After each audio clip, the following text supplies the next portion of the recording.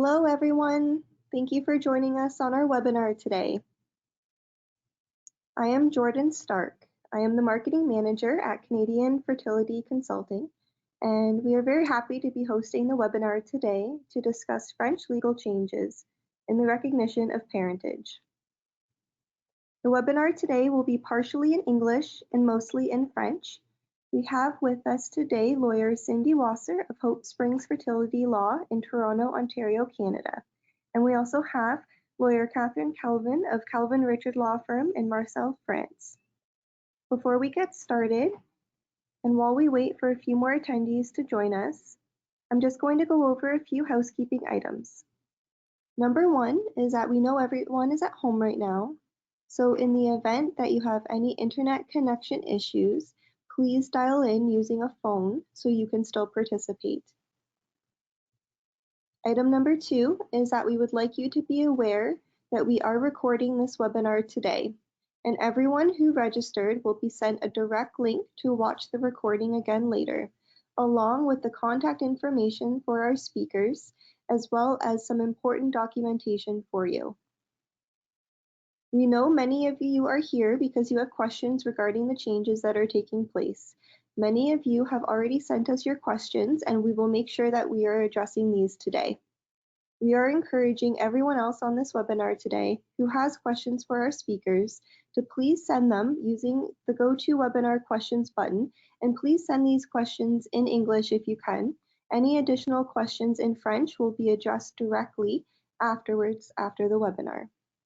Now we have a lot to cover, so let's get started. I'll now invite Cindy Wasser to join us on screen.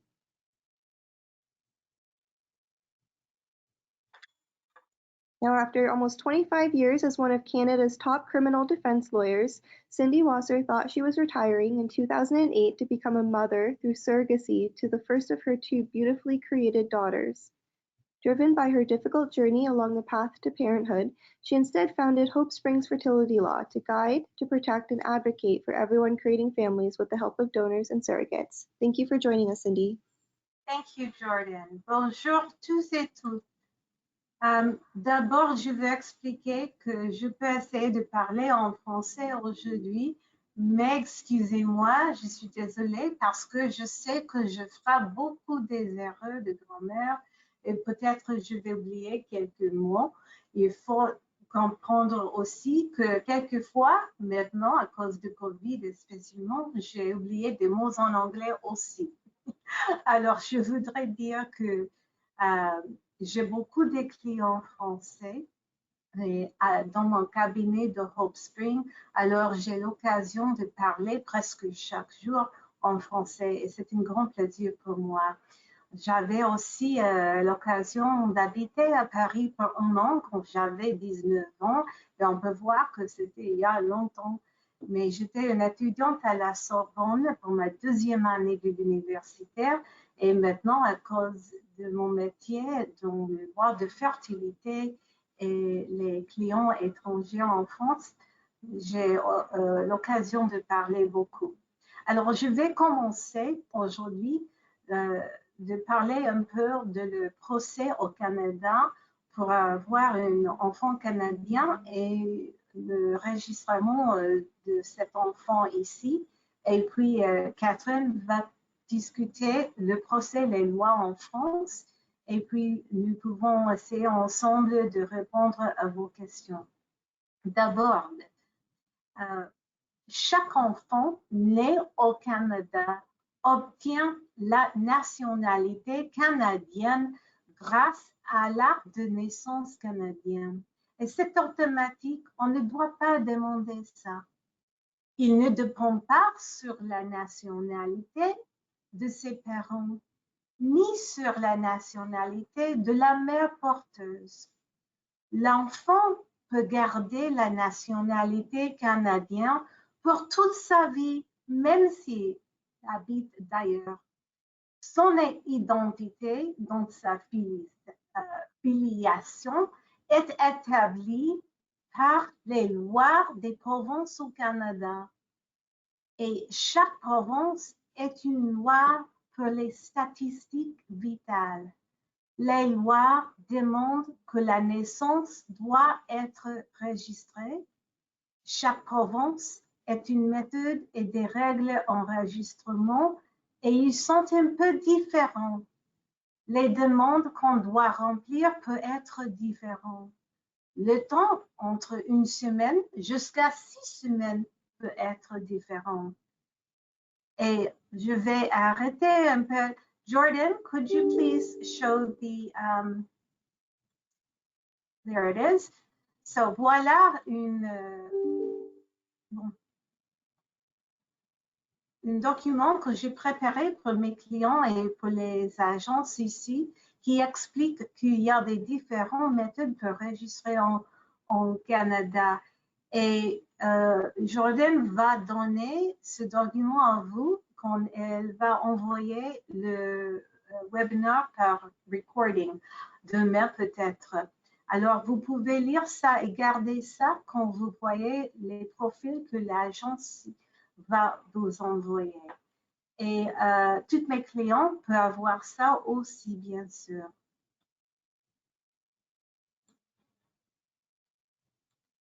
Alors, je vais continuer.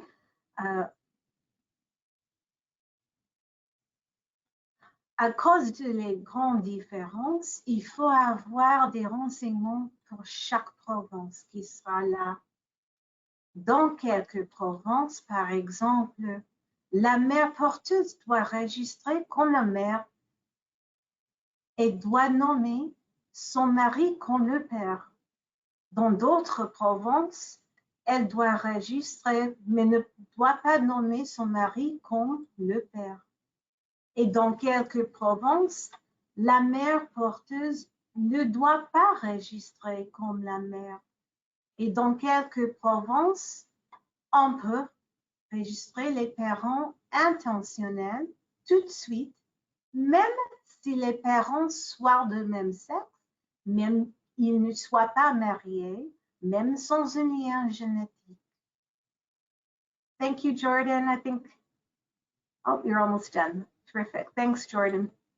Aussi, il faut comprendre que dans presque chaque province, on doit aller au tribunal judiciaire pour obtenir un jugement qui déclare qui est un parent, mais dans Colombie-Britannique et ici en Ontario, on a le choix de enregistrer l'acte de naissance par un procès administratif qui est moins cher, bien sûr, que le procès judiciaire. Il faut savoir qu'il y a plusieurs des options pour vous, mais peut-être chaque n'est pas disponible pour vous-même. C'est pourquoi il faut prendre l'avis et les conseils d'un avocat canadien au début du procès. Et moi, je dois savoir pour vous donner des conseils s'il y aura un lien génétique. Préférez-vous d'avoir un parent ou tous les deux sur le certificat de naissance? Êtes-vous agréable que la mère porteuse est inscrite d'abord ou non? Préférez-vous un jugement ou non?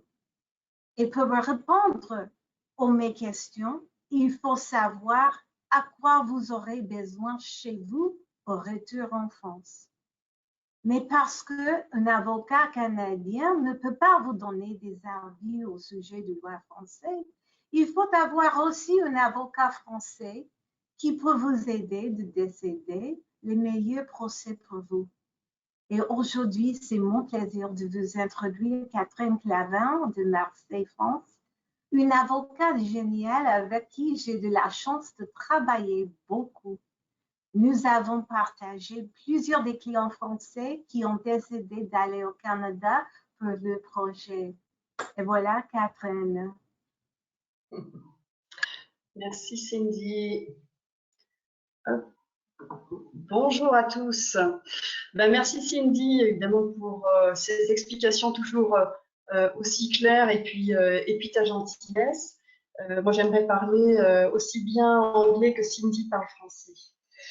Alors, ce webinaire tombe vraiment à pic parce que l'actualité, tant jurisprudentielle que autre que jurisprudentielle d'ailleurs, est assez chaude sur la question de la reconnaissance de la filiation de l'enfant issu de GPA. Jordan, can you put my slides? Thank you very much. Alors, la thématique moi, que je voulais aborder avec vous, c'est évidemment cette thématique toujours un petit peu récurrente de transcription des actes de naissance des enfants nés grâce à une GPA, sachant qu'il y a un certain nombre de changements qui sont intervenus, et c'est ce que je vous disais tout à l'heure, à l'instant, jurisprudentiel par des arrêts de la Cour de cassation du 18 décembre 2019, mais surtout par une note diplomatique du ministère des Affaires étrangères qui date du 24 avril 2020 et qui va normalement changer la donne. Alors, une note diplomatique, normalement, elle n'est adressée que par le ministère des Affaires étrangères à ses autorités consulaires. Enfin, une note diplomatique, en tout cas celle-ci. Elle n'est pas publique. Mais quelques-uns d'entre nous, avocats français, en avons eu connaissance. Et évidemment, je vais vous en toucher deux mots. Alors, can we have the next slide, please? Un petit rappel quand même. Jordan, can you please put the next slide? Thank you. Quelques petits rappels. D'abord, des règles qui sont relatives à la reconnaissance en France de la filiation. Et on commence par le début, mais Cindy vous l'a dit, l'enfant qui naît au Canada obtient la nationalité canadienne. C'est un point qui va être important pour la suite. Et évidemment, son identité, c'est ce que j'écris sur mon slide, son identité est établie grâce à l'acte de naissance canadien. La difficulté, c'est la reconnaissance, vous le savez, de cet acte de naissance canadien en France. Sachant que pendant 27 ans, rien moins, entre 90 et 2017, la Cour de cassation française a refusé la transcription des actes de naissance des enfants en raison du fait qu'ils étaient issus ou nés grâce à une gestation pour autrui. Alors la transcription, en quoi consiste-t-elle? C'est le fait de porter sur les registres français de l'état civil un acte de naissance, un acte d'état civil établi par une autorité étrangère. Cette formalité n'est pas obligatoire. Vous pouvez vivre sur le sol français avec simplement son acte de naissance étranger et sans transcription. C'est ce qu'on nous a beaucoup dit. Et dans les faits, c'est assez compliqué, tant quand on est en lien avec l'administration, que quand on est en relation avec une juridiction, et également dans la relation qu'on peut avoir avec des professionnels, que ce soit notaire, avocat, quand il est question d'une succession notamment. La transcription, ça n'est pas l'établissement de la filiation, c'est pas la même chose, parce que d'ailleurs on nous rappelle la Cour de cassation à plusieurs reprises, mais c'est une mesure de publicité de l'identité qui a été établie à l'étranger. Donc c'est quelque chose avec lequel il ne faut pas lésiner, et c'est forcément une des considérations essentielles que vous devez avoir lorsque vous pensez à votre parcours de GPA. C'est qu'au retour en France, il faudra arriver au moins, j'y reviendrai, au moins à ce que l'acte de naissance étranger soit transcrit sur les registres français d'état civil. Il y avait une pratique qui existe toujours d'ailleurs, qui avait été pas mise en place, mais en tout cas acceptée par le tribunal judiciaire, ex-tribunal grande instance de Paris, qui face au refus de transcription qu'on affrontait du fait du mode de conception de l'enfant, eh bien, le tribunal judiciaire de Paris acceptait de prononcer ce qu'on appelle les exéquatures des jugements étrangers qui établissaient la filiation. C'est une procédure qui consiste donc à donner force exécutoire à un jugement étranger sur le sol français, ce qui aboutissait très clairement, lorsque le jugement étranger est un jugement qui établit la filiation, à reconnaître la filiation étrangère. Donc, on n'arrivait pas à avoir les transcriptions, mais le tribunal judiciaire de Paris acceptait quant à lui de prononcer ce qu'on appelle les exéquatures. C'est intéressant, toujours intéressant aujourd'hui, malgré ce que je vais vous dire ensuite. C'est toujours intéressant parce que, notamment lorsqu'on recourt à une GPA au Canada, et Cindy vous l'a dit, vous avez beaucoup de provinces dans lesquelles vous pouvez voir établie votre filiation, la filiation à l'égard de l'enfant et à l'égard des deux parents, par ces décisions judiciaires qui s'appellent au Canada court order, enfin en tout cas, Cindy pourra y revenir évidemment largement.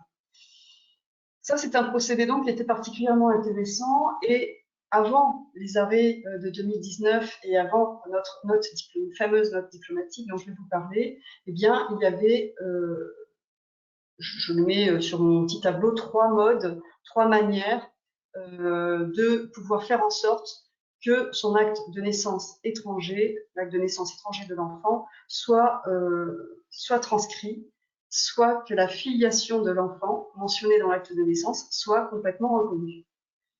Je vous le dis donc, vous le voyez sur mon petit tableau, on obtenait les transcriptions totales des actes de naissance devant le tribunal judiciaire de Nantes, c'est-à-dire qu'on avait un refus et un blocage des autorités consulaires, on avait un blocage du procureur de la République de Nantes, mais on arrivait effectivement devant le tribunal judiciaire de Nantes à obtenir ces transcriptions totales. Toutefois, on s'en arrêtait bien souvent au tribunal judiciaire de Nantes parce que systématiquement des voies de recours et des appels étaient entrepris par le procureur de la République de Nantes, et la Cour d'appel de Rennes, qui est la juridiction supérieure, avait des positions un peu contradictoires et évolutives avec le temps, mais soit on s'arrêtait parce que la Cour d'appel de Rennes disait que la transcription totale n'était pas envisageable, soit en tout cas, devant la Cour de cassation, jusqu'en décembre 2019, pardon, la transcription totale n'était pas acceptée. Donc il y avait cette procédure-là qu'on mettait en place, mais qui était une procédure plutôt de principe, parce que c'est grâce à ces procédures-là, évidemment,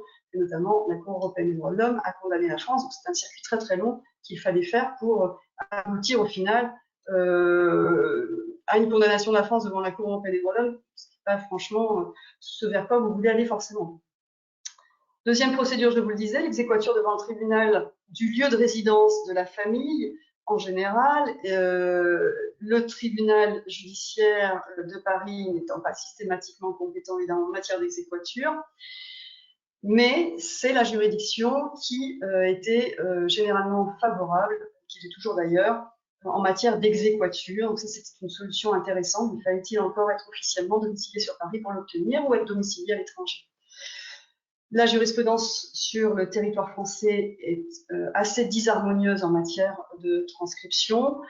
Certaines juridictions, on a des arrêts, notamment un arrêt de la Cour d'appel de Versailles, on a quelques tribunaux de province qui ont prononcé les exéquatures, d'autres qui les ont refusés, par exemple le tribunal judiciaire de Marseille très récemment d'ailleurs, et puis énormément de juridictions qui n'avaient jusqu'à présent pas statué sur les exéquatures. Beaucoup de juridictions de province ont été saisies, que mon cabinet en a saisi un certain nombre, dont notamment Toulouse, Annecy, enfin, il y en a un petit paquet. Mais donc, procédure qui était sûre au tribunal judiciaire de Paris, un petit peu aléatoire ailleurs. Et puis, l'adoption de l'enfant du conjoint. Alors, ce que la Cour de cassation avait reconnu en juillet 2017, avait infléchi un peu sa jurisprudence sur l'absence de volonté de reconnaître la filiation de l'enfant issu de GPA.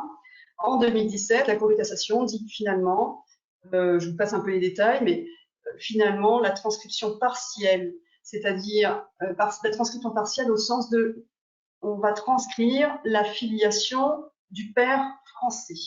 Et on ne transcrira pas la filiation établie par l'acte de naissance étranger concernant le deuxième père ou concernant la femme qui n'a pas accouché.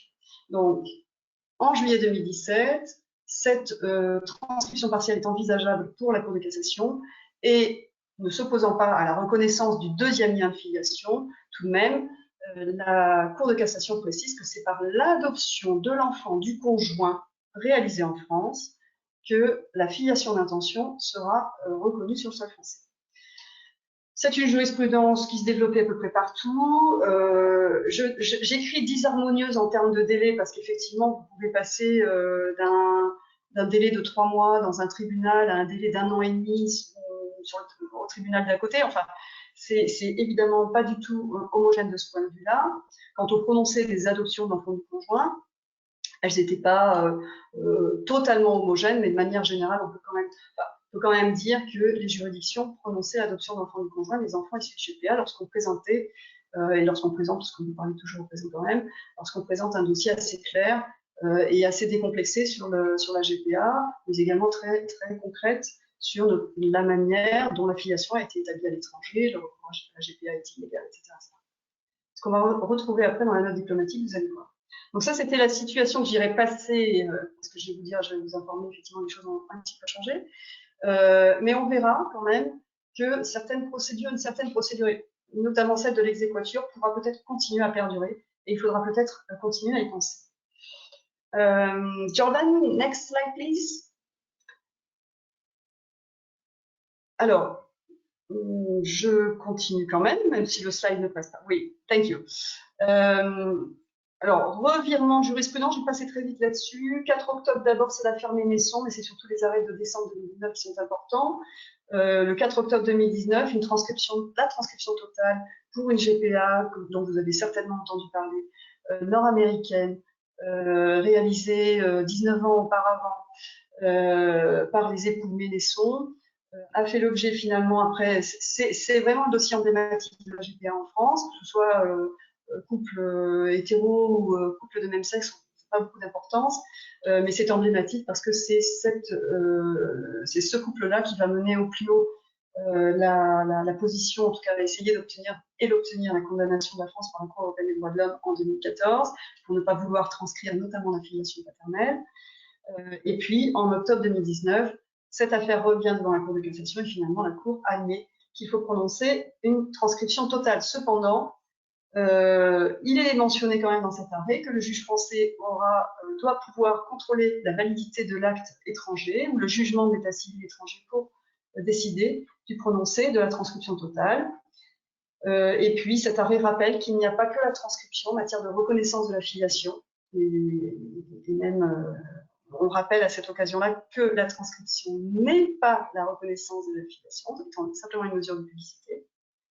Et puis surtout, on explique que la durée de la procédure était particulièrement longue et que c'était une durée manifestement excessive au regard du droit au respect de la vie privée des enfants qui étaient issus évidemment de cette GPA. Next slide, please, Jordan. Le 18 décembre 2019, la Cour de cassation là c'est une révolution jurisprudentielle pour le coup, va finalement considérer qu'il faut que la jurisprudence évolue, avec son temps notamment, rappelle très précisément que la transcription n'est pas une action en reconnaissance ou en établissement d'affiliation, je vous expliquerai brièvement derrière pourquoi est-ce que la Cour de cassation nous dit ça, et que ni la circonstance que l'enfant soit né de GPA, ni la circonstance qu'il y ait un deuxième père sur acte de naissance étranger ne doit constituer des obstacles à la transcription. Donc là, pour le coup, on ne parle plus de durée excessive, on ne parle plus forcément de contrôle du juge français, même si on va garder quand même cet esprit-là. On dit simplement qu'il faut transcrire dans sa totalité les actes de naissance des enfants issus de GPA, et c'est l'excellente nouvelle. Jordan, please, next slide. J'avais un peu vite pour le changement de slide.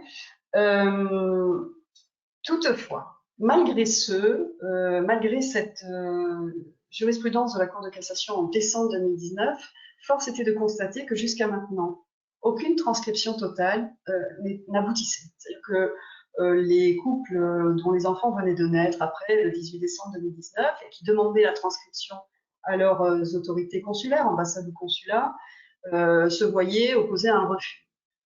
Alors les refus étaient plus ou moins flous. Les premiers refus furent de dire ben non, mais en fait, ces arrêts ne valent que pour les personnes qui étaient concernées, donc on ne transcrit pas totalement. D'autres de dire qu'ils n'avaient pas reçu d'instruction et que donc ils ne le faisaient pas. Donc on était quand même dans cet état finalement de refus, et puis surtout un très très mauvais vent, puisque dans le cadre de la révision des lois bioéthiques interrompue par le Covid-19 et la pandémie, eh bien, le Sénat avait voté dans le projet de loi bioéthique un amendement visant à interdire totalement la transcription des actes de naissance issus de GPA de manière assez absurde. Donc, nous avions là une bisbille, si je puis me permettre le terme, entre le pouvoir exécutif et le pouvoir judiciaire, très clairement, de sorte que les transcriptions n'étaient pas réalisées. Next slide, please, Jordan. Et puis, cette note diplomatique du 24 avril 2020 qui arrive et qui va finalement, donc vous l'avez compris, hein, je vous ai dit, c'est le ministère des Affaires étrangères qui donne ordre à ses autorités consulaires eh bien, de transcrire totalement à partir de maintenant, c'est-à-dire à partir du 24 avril, les actes de naissance des enfants issus de GPA à trois conditions. À trois conditions. Si l'État étranger donc, a légalisé la gestation pour autrui, point important, Canada, absolument no problème. Si l'acte de naissance est régulier, exempt de fraude, et s'il est établi conformément aux règles de droit local, alors les fins juristes qui connaissent l'article 47 vont dire youpi, on a une analyse de l'article 47 qui finalement est celle qu'on aurait voulu qu'il soit depuis 120 000 ans, mais peu importe, je vais vous passer quand même ces détails-là. En tout cas, si l'État étranger a légalisé la GPA, si votre acte est établi conformément aux règles de droit local, et si preuve du recours à la GPA. Ça, c'est assez étrange. Il est prévu dans cette note diplomatique que si les autorités consulaires ont une suspicion de GPA et que les parents d'intention ne revendiquent pas cette GPA, eh bien, ni l'ambassade ni le consulat ne transcriront l'acte de naissance et feront partir le dossier entre les mains du procureur de la République de Nantes, probablement pour une procédure judiciaire derrière. Donc, il est important que le recours à la GPA ne soit pas caché et au contraire même soit revendiqué pour que la transcription totale puisse être prononcée. Point important. Next slide, please, Jordan. Vous avez vu, mon anglais est extraordinaire. Hein. Maintenant, le point extrêmement important, cette note, elle est simple comme ça quand on lit les trois conditions, mais en réalité, elle est beaucoup plus complexe dans les modalités qui vont amener à la transcription. Dans cette note diplomatique, il est prévu que trois conditions, vous voyez là sur mon petit tableau, qui vont amener à la transcription. Et manifestement, cette transcription n'aura pas les mêmes effets selon le choix du dispositif mis en place. Premièrement, si vous avez un jugement étranger établissant la filiation, ce qui sera le cas manifestement, et Cindy vous le redira, dans beaucoup de provinces canadiennes, le procureur de Nantes aura pour obligation de vérifier l'opposabilité de ce jugement. C'est une formalité qui existe déjà et qu'on utilisait, enfin, on demandait beaucoup les vérifications d'opposabilité pour notamment les jugements d'adoption américains, ce qui nous évitait de passer par une procédure judiciaire afin de faire donner force exécutoire à ce jugement, à un jugement d'adoption. Il n'était pas prévu de vérification d'opposabilité pour d'autres types de jugements étrangers, notamment établissant la filiation. Mais là, on nous dit, bah, écoutez, si vous avez un jugement étranger, vous nous le donnez, évidemment, hein, vous nous le présentez. Nous enverrons ça en vérification d'opposabilité. Donc, le procureur vérifiera que manifestement le jugement a été prononcé dans les conditions du pays, procéduralement et sur le fond, conformément aux règles de droit étranger, et délivrera son certificat d'opposabilité. Et si effectivement on a ce certificat d'opposabilité, ben, on aura bien une transcription de l'acte de naissance étranger sur les registres français de l'état civil. L'avantage, on peut le dire, et puis c'est bon. Les avantages en fait de ces modalités-là de transcription, c'est qu'elle rend pour le coup la filiation tout à fait incontestable parce qu'elle est établie grâce à une décision judiciaire. Et en matière de filiation d'intention en France, la filiation d'intention n'est établie en France que par voie judiciaire, notamment par l'adoption d'enfants de conjoint. Donc, si on donne une force exécutoire à un jugement étranger établissant la filiation, ce jugement, cette filiation ne pourra plus être contestable du tout par quiconque sur le sol français. Et ça, c'est un avantage majeur. L'inconvénient, c'est ce que j'ai écrit, c'est que la vérification d'opposabilité, du moins la connaissance que nous en avons aujourd'hui, pour en faire régulièrement, mais pour l'éviter aussi autant que faire se peut, eh bien, c'est que le certificat est délivré en général en 12 et 18 mois. Peut-être que les choses iront plus vite, mais ça m'étonnerait, puisque maintenant, on va venir surcharger le service de vérification d'opposabilité. Et on ne peut pas rester dans une situation d'attente sur la reconnaissance de la filiation aussi longtemps. En tout cas, l'avocat français vous dira que c'est extrêmement imprudent. Et c'est la raison pour laquelle on vous dira sans doute que, vous ferez votre choix évidemment, mais les procédures en exéquatur sont des procédures qui vont beaucoup plus vite, notamment à Paris, où nous avons des délais d'attente qui sont d'environ 4 à 6 mois.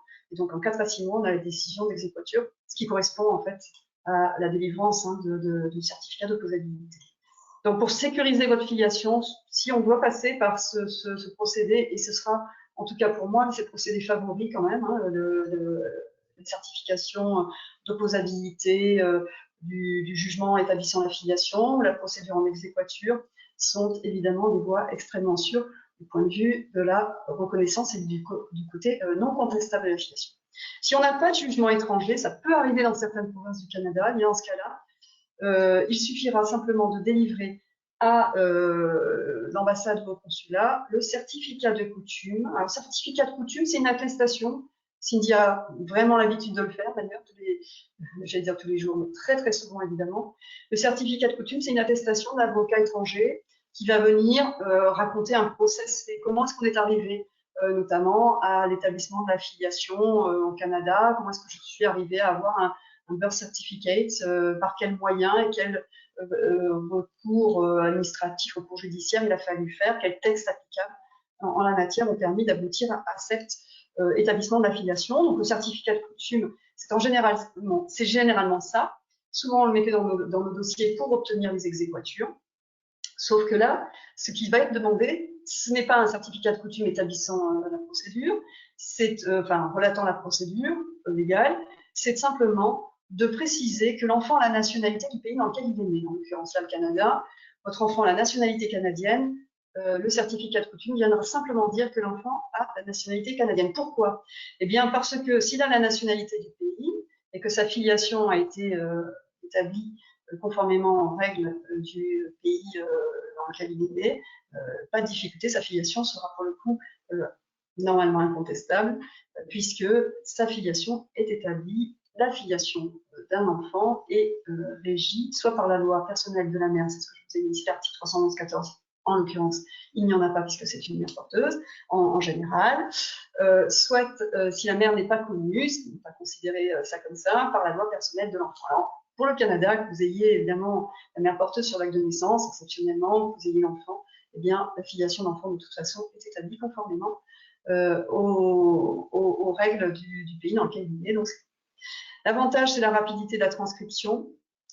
L'inconvénient, c'est qu'on a une filiation d'intention qui n'est pas établie judiciairement, c'est ce que je disais tout à l'heure, et que peut-être on pourrait avoir une remise en cause de cette filiation sur le sol français.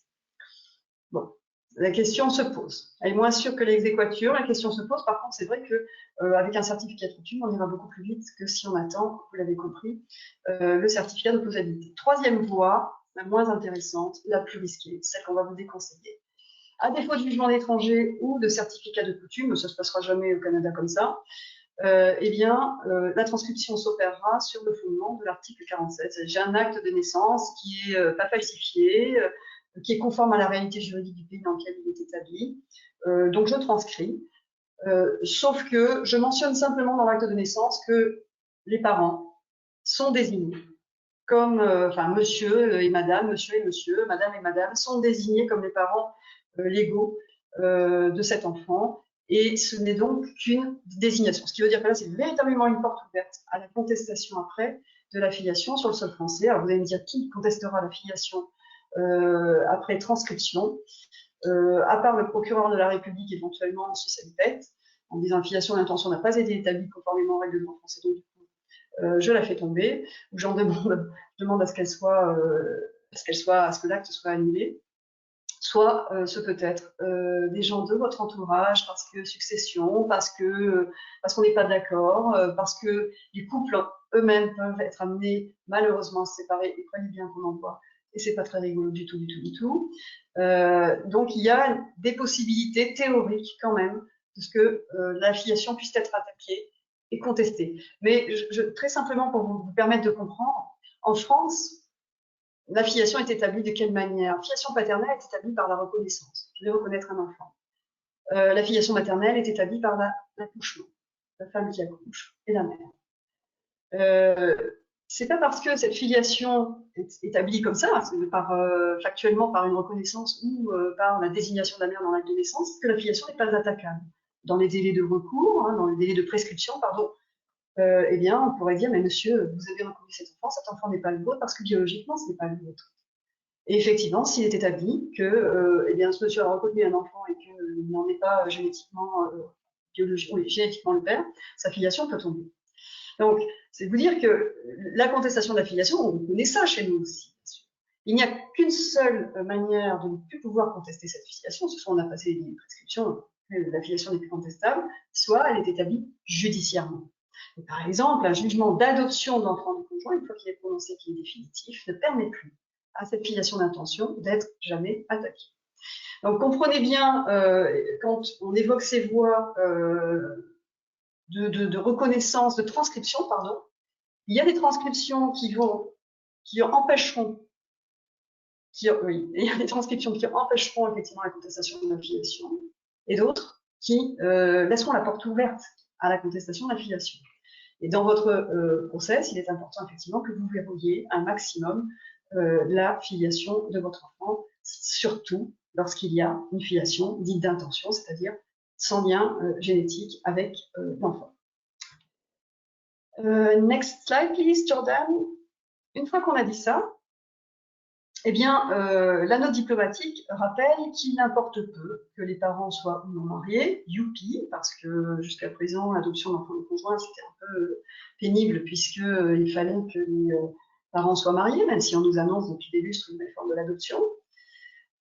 Et surtout, et ça c'est intéressant, ça vous intéressera peut-être un petit peu moins, encore que pour les couples binationaux, c'est hyper important, peu importe que l'un des parents, alors, enfin, on va le dire autrement, on va le dire comme je l'écris, c'est plus simple. La seule indication qu'il y a un parent de nationalité française suffira à la transcription.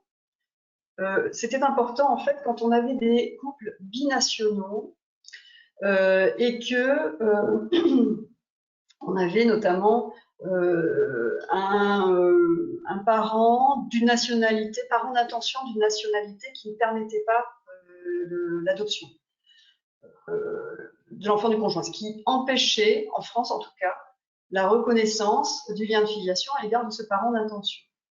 Un parent d'intention, par exemple, je prends en extrême, en italien, encore que c'est pas tout à fait, ça peut s'arranger, mais enfin bon, en Italie, il n'y a pas d'adoption d'enfants du conjoint pour les couples de même sexe, pas possible, c'est pas tout à fait juste mon exemple. Et parce que effectivement, il ne peut pas adopter dans son propre pays, et parce que la loi applicable en matière d'adoption en France, c'est la loi de l'adoptant, eh bien, on ne pouvait pas faire reconnaître sa filiation, et comme on n'avait pas de transcription totale, on y arrivait.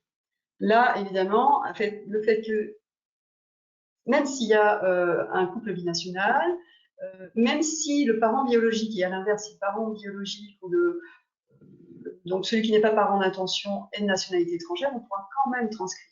Donc c'est à l'avantage à la fois eh bien, du parent français d'intention, parce que eh bien, dans ce cas-là, on peut transcrire sur les registres français de l'état civil même cette parentalité d'intention.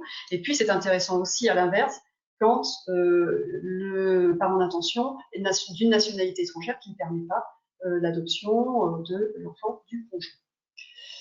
Donc, petite évolution là-dessus. Next slide, please, Jordan. Alors, évidemment, le point important aussi, c'est qu'il faut que l'enfant soit né dans un État ou dans une province qui permet la GPA. Dans ce cas-là, alors dans un cas où on a une simple tolérance de la GPA, ou dans le cas où on a une GPA qui est pratique, alors ça ne vous concerne pas du tout, ce deuxième cas, dans un État ou dans une province qui n'autorise que dans des conditions restrictives. Au Canada, ce ne sera pas le souci, sauf si Cindy me dit le contraire, mais je ne crois pas qu'il y ait une province qui restreigne, par exemple, le couple hétérosexuel. En tout cas, dans dans un État ou dans une province qui tolère la GPA sans l'avoir autorisée, oui, non, mais c'est même pas votre cas en fait, ça ne vous concerne pas. J'ai mis ce petit slide, mais j'aurais pu m'en passer. En tout cas, dans ces cas-là, où on a une simple tolérance, où on a une condition restrictive à la GPA, sachez que la transcription totale ne sera pas possible. Ça, c'est dans le cas où vous voudriez partir ailleurs, faire une GPA, soit dans un État, je ne sais pas, des États-Unis qui tolérerait simplement la GPA, ou bien dans un pays de l'Est de l'Europe, par exemple. Et bien, dans ce cas-là, vous aurez bien du mal à obtenir la transcription totale, voire vous ne l'obtiendrez pas, et vous passerez sans doute par la transcription partielle, et puis probablement également par une adoption de l'enfant du conjoint. Next slide, please. Qu'est-ce que je vous disais ensuite? Oui, alors voilà, donc je rappelais effectivement que les transcriptions totales ne pourront pas s'effectuer dans ce cas-là, et puis après, il y a des petites explications à cela, sauf donc la transcription totale est permise dans un État qui tolère la GPA ou qui ne l'autorise que à des conditions restrictives, que si cet acte de naissance désigne le père français et la femme qui a accouché. On connaît particulièrement ça, notamment en Russie. Mais nous sommes au Canada et ça ne concerne pas évidemment la GPA canadienne. Pour en terminer, next slide please, last slide please. Non, next slide please, Jordan, parce que le slide n'est pas tout à fait celui-là, mais c'est pas grave.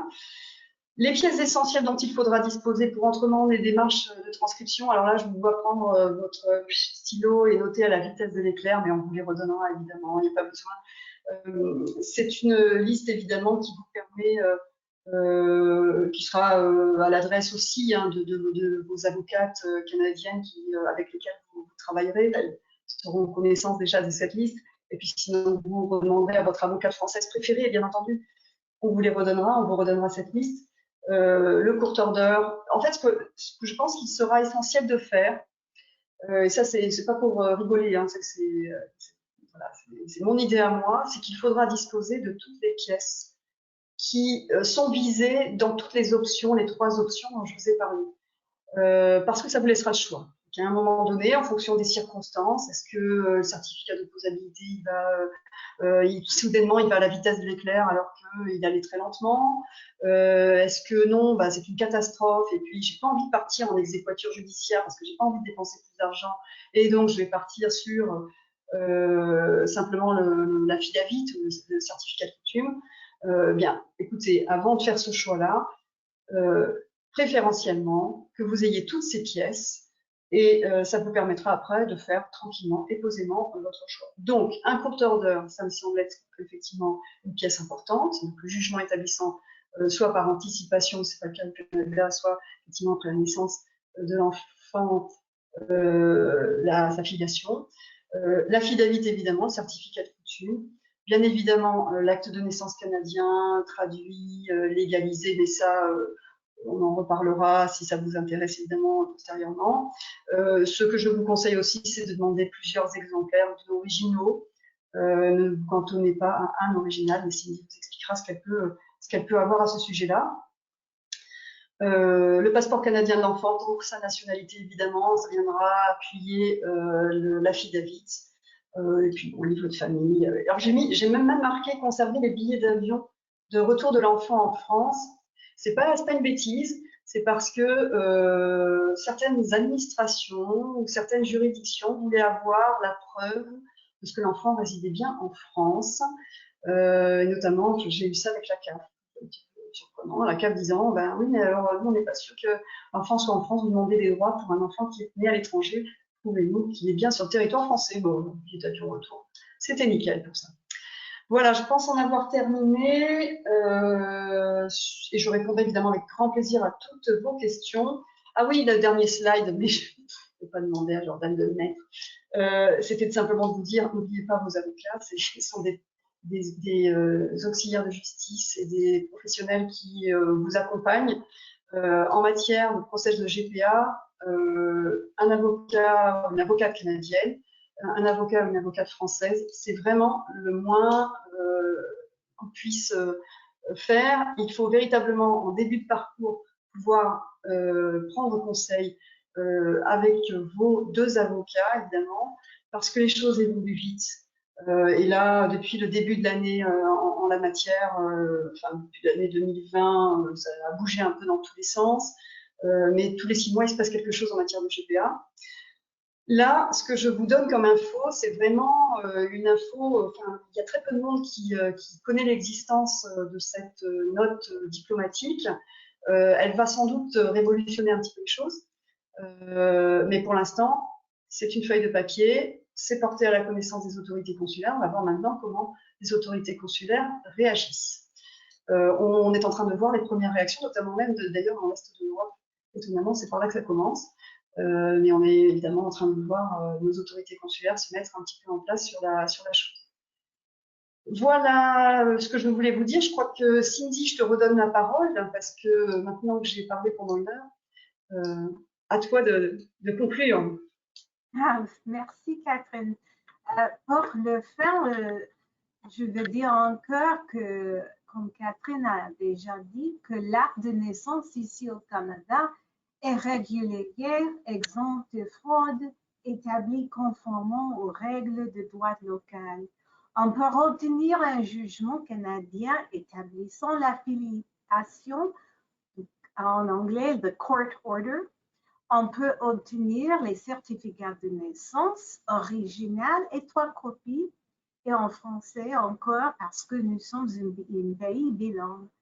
Ils peuvent être authentiqués, l'apostille, ici on dit authenticated.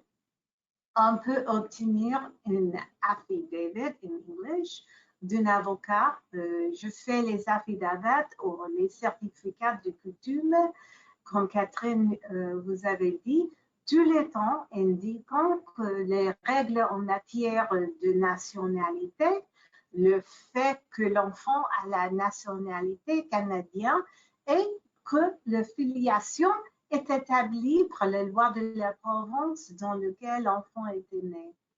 Et finalement, on peut obtenir le passeport canadien de l'enfant dans 1 jour. Et au cas d'urgence, dans quelques heures, ici au Toronto, et peut-être même aussi dans les autres grands pays. Merci beaucoup. Je pense que nous avons le temps de répondre aux questions, mais je pense que plusieurs de questions sont pour Catherine. Jordan, I think we can deal with questions now. Okay, wonderful. We do have many questions coming in. I was wondering if you guys would be able to cover the ones that you have already, and then I'll move on to the live ones that are coming in now. Je vais peut-être commencer, Cindy, puisque la première question qui était posée était celle de savoir, de connaître la différence entre la transcription intégrale et l'exéquatur. Alors, je pense savoir, note du 28 avril du ministère des Affaires étrangères, 24, mais bien informé, très bien informé. Est-ce qu'on en sait plus? Bon, je pense que j'ai répondu dans le cadre du petit exposé que j'ai fait à cette question-là, effectivement. La transcription, ça n'est pas l'établissement de la filiation, ça n'est pas la reconnaissance de la filiation, c'est une mesure de publicité qui donc laisse la porte ouverte dans le principe à la contestation éventuelle de cette filiation.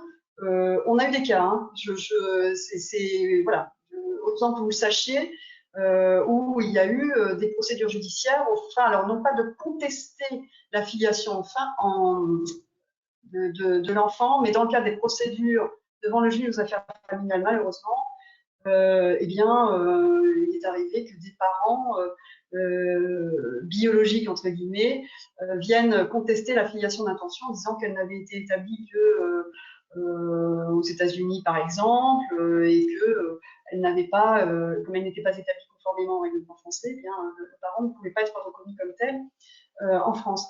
Donc, attention, effectivement, la transcription dite comme ça, la transcription n'est pas un mode d'établissement d'affiliation ni de reconnaissance. Par contre, et c'est le point qui est important, si la transcription fait valoir que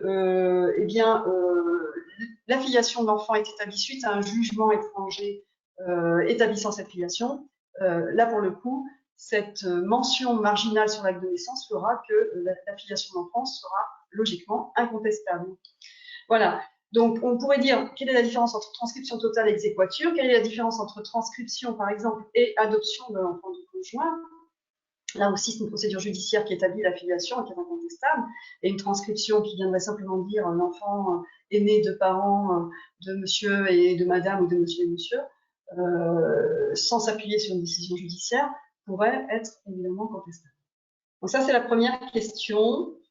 Si je n'ai pas été assez claire, n'hésitez pas à venir étayer vos questions. Deuxième question, je suis notaire, je suis intéressée par l'évolution de la loi. Bon, bah écoutez, alors, mon cher maître, du coup, j'espère avoir été claire sur le petit exposé que j'ai fait. L'évolution de la jurisprudence, elle est extrêmement importante ces dernières années, vous l'avez vu. C'est une petite révolution, on est très heureux et on espère effectivement qu'après, tout ça se concrétise, mais c'est bien parti pour.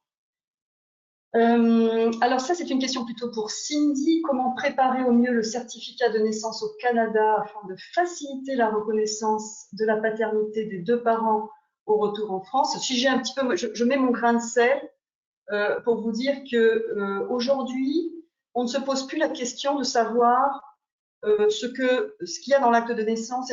Est-ce qu'il faut qu'on mette un seul papa? Est-ce qu'on peut mettre les deux papas? Vous avez compris avec l'évolution de la jurisprudence et avec notamment cette note diplomatique, ciel, non. Il faudra un acte de naissance mentionnant bien les deux parents. C'est une évidence. Aujourd'hui, c'est une évidence. Ça faisait pas mal de temps que dans mon cabinet notamment, on disait que c'était bon, on pouvait laisser les deux papas, enfin en tout cas, bien sûr, mentionner les deux papas sur le l'acte de naissance, c'est bien. Alors là, a fortiori, c'est même plus un choix, c'est qu'il faut faire comme ça. Et Cindy, tu veux rajouter un petit mot sur cette possibilité évidemment, oui, au Canada, tu peux. Nous avons déjà dit qu'on peut avoir un père, deux pères et les deux mariés, mère et un père. C'est vraiment à vous de décider ce qui sera le mieux choix pour vous après que vous preniez les conseils d'un avocat français pour savoir toutes les conséquences. Mais ici, il n'y aura pas de problème au Canada. On a plusieurs des choix. C'est ce qui est intéressant. C'est très important de savoir que j'ai déjà dit que parce que nous sommes bilingues, je peux obtenir un certificat en français, un certificat de naissance et l'apostille en français aussi. Voilà, autant de formalités qui vous simplifieront la vie. Ce qui est intéressant au Canada, c'est que tout est possible, en fait. Et on peut avoir un projet, enfin, chacun peut avoir en tête un projet un peu différent. On a beau être deux papas et partir dans une procédure, on a peut-être envie, je ne sais pas quelle raison, mais ça peut être une envie d'avoir la mère porte sur l'acte, par exemple, la gestatrice sur l'acte, parce que ça fait partie de l'histoire de l'enfant, parce qu'on va proposer après la filiation du parent d'intention par l'adoption, enfin, où on peut avoir un parcours de célibataire et donc n'avoir qu'un papa sur l'acte, ou avoir, parce que c'est votre parcours et votre projet, oula, on dirait Macron, sans hurler, on peut effectivement avoir deux papas sur l'acte de naissance sans difficulté. Donc si c'est un projet commun, véritablement commun et partagé, l'acte de naissance avec les deux papas sera maintenant ce que vous pouvez évidemment demander.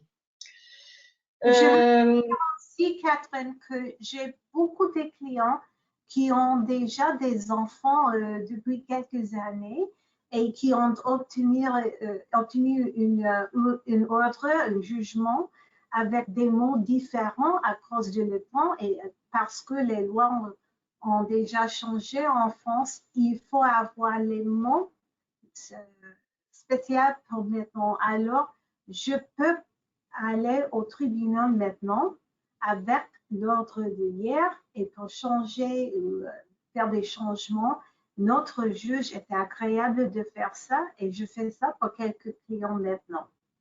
Ben c'est très bien, ce sera beaucoup plus simple qu'en France. Là ensuite. Oui, ce sera beaucoup plus facile qu'en France. Question numéro 4, vaut-il mieux privilégier l'adoption par le conjoint ou l'exéquatur? Oh, mais c'est obsolète, question qui ne se pose plus. Non, je plaisante. Si la question se pose encore aujourd'hui, parce que l'adoption d'enfants du conjoint, c'est vraiment le mode d'établissement de la filiation d'intention en France, c'est celle qui est comprise, et c'est ce que je vous disais tout à l'heure, celle qui rend la filiation, pour le coup, incontestable, puisqu'elle est établie judiciairement. Nous avons tendance à penser, mais le cas ne s'est pas présenté, mais nous avons tendance à penser que l'exéquatur a la même force que l'adoption d'enfants du conjoint, puisque c'est une décision judiciaire qui a force exécutoire sur le territoire français. Donc, pareil qu'une décision judiciaire qui serait obtenue sur le sol français. La différence, quand même, c'est que l'exéquatur, elle ne vient pas déconstruire une filiation déjà reconnue dans le pays étranger pour mieux la reconstruire en France. L'adoption d'enfants du conjoint, il y a quelque chose d'assez aberrant, en fait. C'était assez aberrant. Puisque la filiation était reconnue dans le pays étranger, pourquoi avait-on besoin de déconstruire et reconstruire? Bon, ça, c'était clairement pour décourager les nationaux à faire des GPA, voilà, c'était pour compliquer la vie évidemment de ces nationaux. En même temps,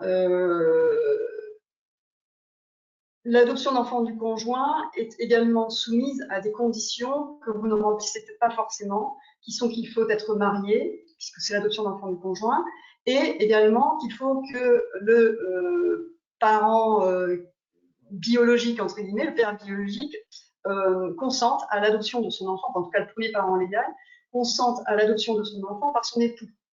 Or, il y a des situations où on n'est pas forcément marié, où il y a des situations où on est déjà séparé au moment où on veut entreprendre la procédure d'adoption. Donc, c'est pas forcément facile, évidemment, de rentrer dans ces cases-là et dans ces clous, alors que l'exéquatur, c'est j'ai un jugement étranger, peu importe à quel moment d'ailleurs il a été pris. 3 ans après, j'en demande l'exéquatur. Même si la vie de famille a changé, il n'y a pas de raison qu'on ne prononce pas l'exéquatur. Voilà. Donc, bon, privilégier, j'aurais tendance à dire, privilégier l'exéquatur, c'est beaucoup plus simple. Et puis, comme je vous le disais, à Paris, c'est beaucoup plus rapide. Mais vous n'êtes pas tous parisiens. Regarde, moi, je ne suis pas et je ne m'en porte pas plus mal. Mais voilà, après, la différence est une différence surtout, pas d'effet, mais une différence dans le procédé à mettre en place. Voilà, qui ne respecte pas votre projet parental et qui est un petit peu plus complexe. Avantages et inconvénients donc, de ces deux modes pour obtenir, c'est mon ordinateur qui a pété, voilà, en bout de compte, la transcription, quels sont les délais? Eh bien, écoutez, du coup, alors, ce qu'il y avait de particulier, on va voir si c'est la même chose maintenant, mais a priori, non. Ce qu'il y avait de particulier quand on avait un jugement d'exéquatur parisien, c'est qu'il était mentionné sur l'acte de naissance final de l'enfant, où on avait bien père, donc les deux papas, une petite mention marginale, jugement en date du, portant les effets d'une adoption plénière de l'enfant du conjoint. Ça, c'est ce qu'on avait comme mention marginale quand on faisait une exéquatur. C'est complètement hallucinant, mais parce que la France ne connaissait pas autre chose pour reconnaître la filiation d'intention que l'adoption de l'enfant du conjoint. Et donc, il fallait que ce jugement, il soit dit que ce jugement étranger porte les effets d'une adoption de l'enfant du conjoint. Donc, au final, et c'est en ce sens-là d'ailleurs que je dis que l'exéquatur est aussi, pour la raison que j'ai évoquée tout à l'heure, décision judiciaire, et puis parce qu'on lui donne les effets de l'adoption de l'enfant du conjoint, évidemment, une décision amène une filiation qui ne sera pas contestable. Et je crois avoir répondu sur les délais, donc je vous ai dit la transcription. Pardon, l'adoption, je vous ai dit que ça dépendait vraiment des tribunaux. L'exéquatur, aujourd'hui, on connaît les délais parisiens, qui sont très courts. C'est l'exception parisienne parce que, en dehors de Paris, pour l'instant, les exéquaturs prennent un petit peu moins d'une dizaine de mois sur la province. Mais ça reste toujours plus intéressant que d'avoir à attendre les quelques 18 mois actuels de la vérification de causalité dont je vous ai parlé. Donc on va avoir quand même pas mal de périodes test. Voilà. Voilà pour les questions, les 4 questions moi, que j'avais sous les yeux. Maybe there is other questions, Jordan, but I don't know. Hi, thank you. We're just about out of time. I would like to thank everyone who has sent in their questions. We have almost 30 additional questions from our viewers, which we won't be able to cover today. If your question is very specific to your case, we will get back to you directly on that. If they're more general questions, we'll definitely get those answered for you after, and we'll be posting a question and answer blog on our website that we will provide to everyone who has registered today so that we can get your information answered for you. We'll also be sending out an email with the recording of this webinar along with the documentation that Cindy provided today for us. Yeah, I'd like to thank both Cindy and Catherine for joining us today on our webinar. We appreciate having you. And yeah, thank you for everyone who joined us. Thank you, Jordan. Merci tout le monde. Merci, Catherine. C'était formidable. Merci, Cindy. À très bientôt. À bientôt, tout le monde.